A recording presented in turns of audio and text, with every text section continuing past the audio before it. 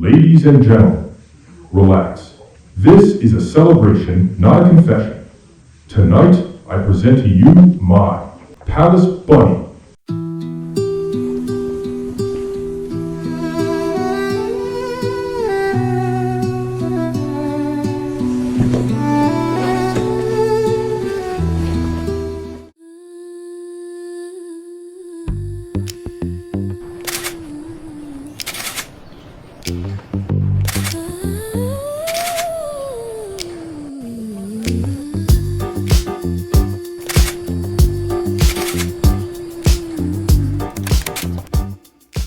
Diplomacy is basically a party where everyone lies politely and calls it history.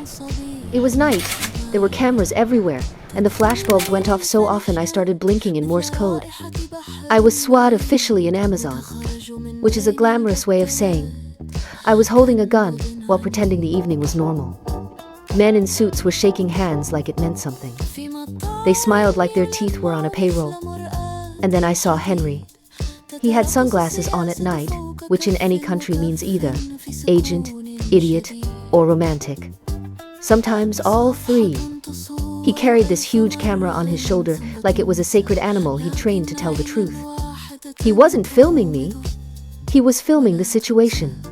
But somehow, I felt seen anyway. So I did the most dangerous thing you can do at a state reception. I winked. Not because I'm brave, because I needed to check if I still had control over reality. He didn't react, not visibly, but I saw the tiniest crack in his seriousness. And right there, in the middle of the flash storm and fake smiles, I realized something terrifying. This wasn't politics anymore. This was love. تبتسم للريح تغمز له غمزة صغيرة كجرح فصيح تقول بلا كلام أنا هنا. Excuse me if I accidentally film you. It's not political. It's orthopedic. My spine made me do it. Your camera looks heavier than most conversations here. It's from the 90s, back when weight passed for credibility. And you carry it willingly? I trust things that force me to stand upright. People rarely do. You're standing crooked. That's intentional. I call it a position. Are you security or mythology? Both. Depends who's asking. Then I'll ask carefully. Does this encounter mean something? Or is it just excellent lighting? If you're already asking, then yes. Good. I'll stay a moment. It won't let me leave anyway. Sometimes that's enough. بينما البيان بعيد يلمس الأسطورة فبخجل مفاتيحه كنجوم لبية تسكت على رمل. هنا الدبلوماسية ليست لغة بل رقصة يدين وهنا الحب ليس كلمة بل نظرة بين عالمين وهنا الذاكرة تمشي على أطراف الأصابع تكتب اسمها على الليل ثم تختفي مثل الشموع الذوابل.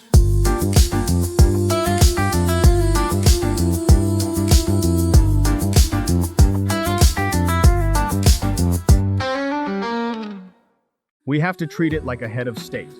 It's not a rabbit, it's a symbol of power pretending to be harmless, which is the entire definition of the modern state. Do you think it understands diplomacy? We must not laugh. The moment we laugh, the myth collapses. And if the myth collapses, then we're just three men in ridiculous hats, staring at a rabbit in a ribbon. That's basically the same trauma. So we take it seriously. You mean, carefully. History always prefers someone fluffier. No sudden movements. Or too much bureaucracy. Yes, with dignity, with protocol, with fear. Should we bow? Look at it, it's already disappointed in us. Only slightly. Nothing humiliating. This is France. It does nothing, and yet everyone negotiates. Should we offer it champagne? We should speak to it as we would to a visitor of state. Careful. If you shake the paw too firmly, You might trigger a coup. What makes the situation unstable? We should escort it to the piano. Cultural exchange. That's fine. So, I filmed a state reception, which sounds glamorous, but it's really just powerful people shaking hands like they're trying to win an arm wrestling contest without moving their faces. It was flashbulbs, champagne, and that polite diplomatic laughter that makes you wonder if anyone here has ever been alone with their own thoughts. تسرق من الليل ضوء المصابيح والطباع تدخل بين الفلاشات مثل رائحة بحر بعيد وتخرج من بين البدلات كنبض عنيد في مطار يلمع مثل مرآة الحديد تتراقص السياسة فوق كف وكف في سكون شديد. Then the dictator started speaking, not about peace, not about history, about his bunny. He held this rabbit like it was the Constitution. And everyone nodded because in politics you can deny reality, but you can't deny a man holding a rabbit with confidence. And that's when I saw Suad. She stood there like a myth that accidentally joined the security team. Calm, armed, completely uninterested in impressing anyone. Which, of course, made her the most impressive person in the room. I kept filming. I'm professional. But then she looked at me. Not politely, not diplomatically. Like she knew my spine hurt, and my life did too. She winked. And just like that, the whole reception, the presidents, the handshakes, the bunny, turned into background. Because suddenly, the only thing that mattered was this. I was filming history, but I had just met my problem.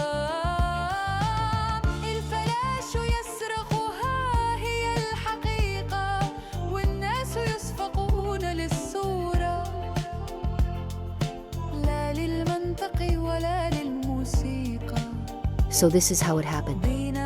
I was at a diplomatic reception, which is basically a room full of important men pretending they're not terrified of one another. There were flashbulbs, handshakes, and that specific smell of power, mixed with cheap champagne. And then the dictator gave a speech. Not about peace, not about the future. About his bunny. I'm not kidding. He held this rabbit like it was a nuclear code.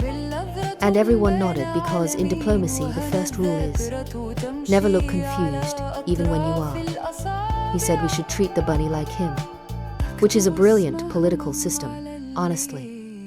Ladies and gentlemen, relax. This is a celebration, not a confession. Tonight, I present to you my palace bunny. Yes, a bunny. Do not laugh. Empires collapse that way. You will treat him exactly as you treat me, with fear, respect, and absolutely no eye contact, unless you're prepared to lose. Do not touch him. Do not photograph him from the wrong side. And please, no questions about his private life. He's more discreet than half your governments. If he stares at you, it's not cute. It's an assessment. If he hops away, that is not escape. That is foreign policy. Remember, in my country, I am not the dictator of the rabbit. The rabbit is the dictator of me. Thank you. The bunny was calm, silent, and somehow more convincing than the entire government. And that's when I saw Henry. Sunglasses at night, a huge camera on his shoulder. He looked like someone who didn't belong anywhere, which is very attractive if you've spent your life belonging to dangerous places. We didn't say much, just a look, a small wink. But in that moment, I realized something. This wasn't politics anymore. This was love. And unfortunately, love has worse consequences than politics.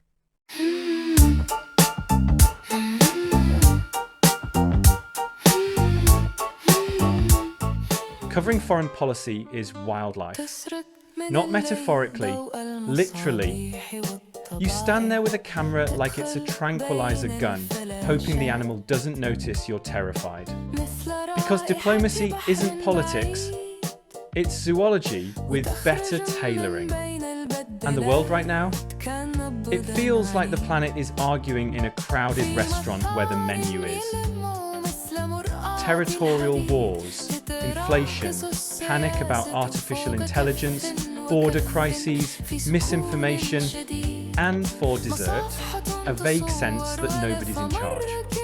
Leaders shake hands, smile for cameras, announce progress, then go back to managing disasters like tired hotel managers. And the public doesn't want nuance. They want villains, heroes, a plot twist, and something they can repost. They want geopolitics to behave like Netflix. But it's not Netflix, it's history. And history has terrible pacing. The handshake is staged. The smiles are staged. The whole thing is theatre for people who pretend they don't like theatre. The truth is always at the edge.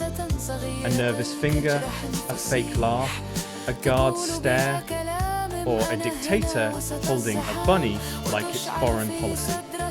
That bunny? Only honest creature in the room. It doesn't lie, it doesn't negotiate. It just blinks like, none of you know what you're doing. And honestly, I've never agreed with anyone more.